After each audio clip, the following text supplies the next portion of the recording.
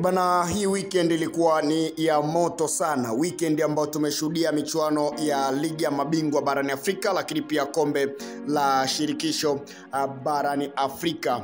Moja kati ya mechi ambayo ya kuzungumzwa zaidi ni ile mechi ambayo imepigwa kwa siku ya jana. Kwa upande wa wekundu wa Msimbazi, Simba wakipoteza kwenye dimba la Benjamin William Mkapa, dimba ambalo wao wamekuwa wakijinafasi kwamba hatoki mtu kwa Mkapa, dimba ambalo wao wanaamini kwamba ni machinjioni. Wao kama wekundu wa Msimbazi Simba wanaamini kwamba ni sehemu sahihi ya kupata alama tatu wanapokutana na timu pinzani kutoka nje, na mara kwa mara wamekuwa wakifanya hivyo. Lakini kwa siku ya jana ilikuwa ni siku ngumu sana kwa upande wao. Walikutana na timu ya Petro Atletico ya kutokea pale Angola, ama wengine wanapenda kuita Petro de Rwanda, moja kati ya timu ambayo inafanya vizuri kabisa pale Angola. Na mimi sishangai kwa matokeo ambayo Petro Atletico wameyapata zidi ya Simba. Wengi wanaibeza sana Petro Atletico pasipo kuitazama Petro Atletico ni timu ya aina gani. Lakini pia ni moja kati ya timu ambayo tuliwahi kuona kwenye misimu kadhaa ikifanya vizuri kwenye michuano hii ya kafu kufika kwenye hatua makundi mara kwa mara. Ni moja kati ya timu ambayo kiukweli kabisa na wachezaji ambao ni strong, lakini soka la Angola tunalijua desturi yao ni kumiliki kabumbu, kwa maana kwamba match namna ambavyo imekuwa ngumu kwa siku ya jana, mimi sishangai kabisa.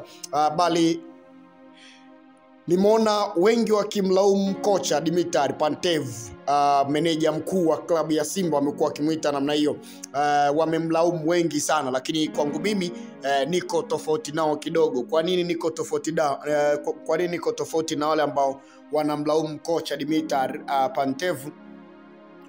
Jana ile mechi ulikuwa ukiwatazama Petro Atletico namna ambavyo walikuwa wanacheza na namna ambavyo kwa upande wa Simba waliingia katika ule mchezo. Kwangu mimi kocha kwa namna ambavyo alianza hii mechi nimemuelewa vizuri kabisa, yani nimemuelewa vizuri vibaya mno. Kutokana na staili ambayo wanacheza Petro Atletico, ukweli ni kwamba huyu kocha alikuwa, falsafa yake alikuwa iko sahihi katika mechi ya siku ya jana, na namna ambavyo aliingia katika hii mechi anaonekana kabisa tayari alikuwa ameshawastadi vizuri Petro Atletico. Na tazama, mara baada ya kubadilika kutoka kwenye plan A ambayo alikuwa ameanza nayo kwa siku ya jana kwenda kwenye plan B, hapo ndo Simba aliadhibiwa. Sijui kama wengi mmelitazama hili. Ukitazama backline yote ya Petro Atletico wapo comfortable sana na mali, haswa mabeki wao wakati. Maana yake build up yao wanaanzia kwao. Kocha akaacha kutumia mastreka, kwa sababu angeenda kutumia mastreka angeenda kusimama pale striker moja, kitu ambacho kingewapa uhuru zaidi Petro Atletico kucheza na mechi ingekuwa ngumu zaidi kuanzia dakika ya kwanza. Tazama alivyobadilika kwenye kipindi cha pili na kwenda kwenye plan B, kumuingiza Jonathan Soa kwenda kusimama kwenye lile eneo. Tayari kulipungua kwenye Simba pale, ndo ilikuwa ni hatari kwa upande wao. Mfumo wa Dimitar Pantev ama falsafa yake ni kushambulia zaidi na muundo wa kujilinda zaidi. Ule muundo wake wa kujilinda ndio ambao alikuwa anatumia pamoja na kushambulia zaidi. Nia yake kubwa ni kukaa na mali. Ukitaka pia kuamini kwamba Simba walitengeneza nafasi nyingi na nzuri kabisa first half, ni vile namna ambavyo viungo walicheza, namna ambavyo walikuwa wamecheza wenyewe, wao wenyewe tu walishindwa kufeli kumaliza nafasi. Tazama kwa namna ambavyo walikuwa wamecheza kwa siku ya jana. Simba walicheza vizuri sana katika dakika 45 za kipindi cha kwanza. Ni walikosa tu zile nafasi ambazo walizozipata wakakosa kuzitumia vizuri. Maana kwamba nilikuwa namaanisha kwamba walienda mapumziko wakishindwa kutumia nafasi ambazo wamezipata. Sasa mechi ilianza kuwa ngumu baada ya kuingia kwa Jonathan Soa. Pale ndipo mechi ilipoanza kuwa ngumu, ambapo kocha alibadilika kutoka plan A kwenda plan B. akaingia Jonathan Soa, ndio mechi ikaanza kubadilika ghafla. Press pia ikapotea kwa sababu yeye humhesabu kama ni mtu ambaye anakuwa anasaidia pia timu kwenye kukaba zaidi.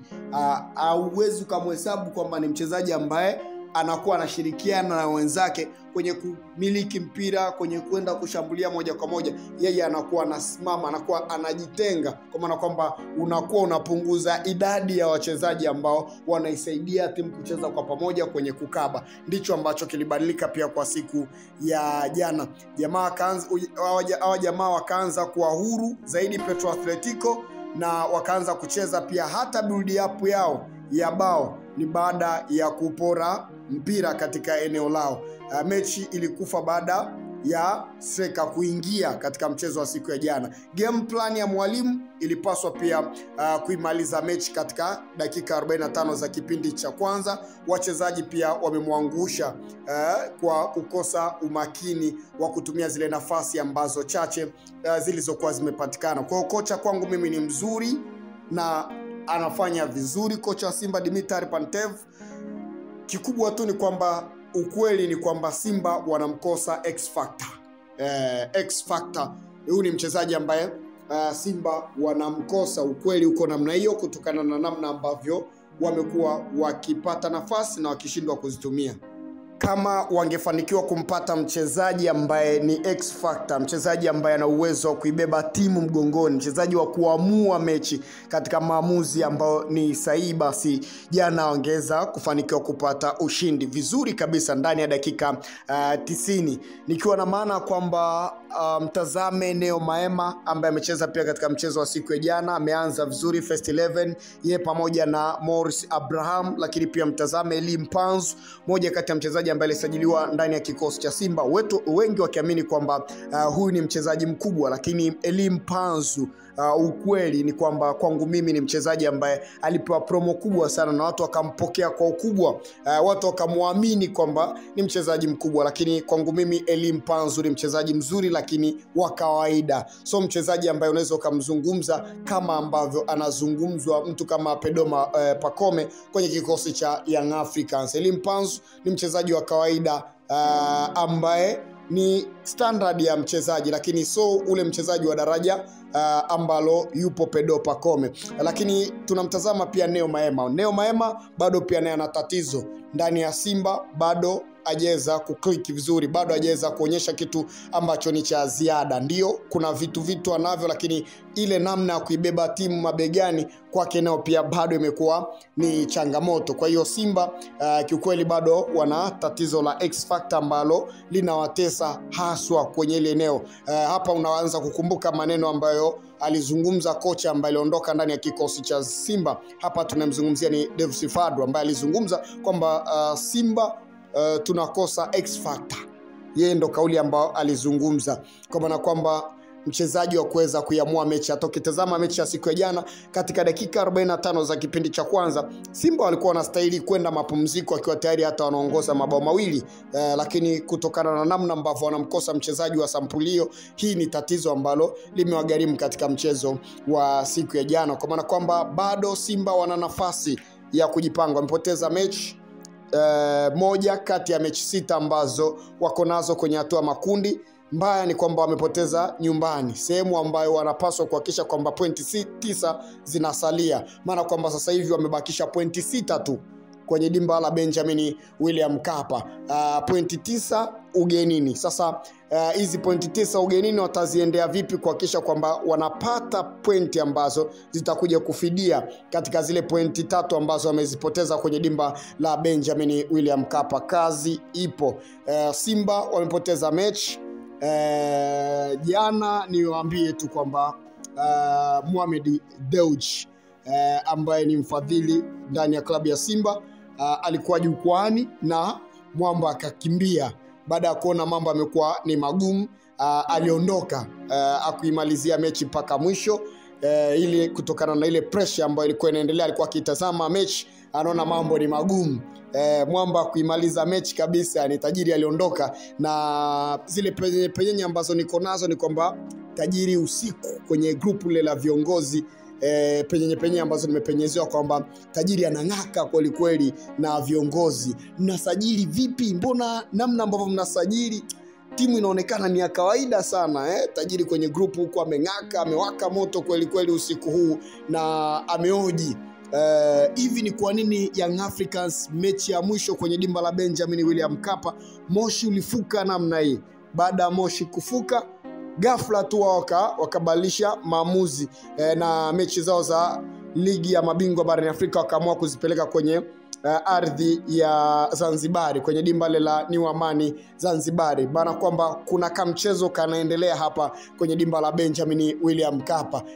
Alioji namna hiyo, lakini viongozi hawajawapa mrejesho. Kikubwa tusubiri kuweza kuona mwisho siku Simba itakuwaje kwenye hatua ya makundi baada ya kudondosha alama 3. Hii ni Gift Online TV. Mimi ni Eric Keman, referee Mojbeji ya FIFA. Hakikisha una subscribe channel yetu. Bye bye.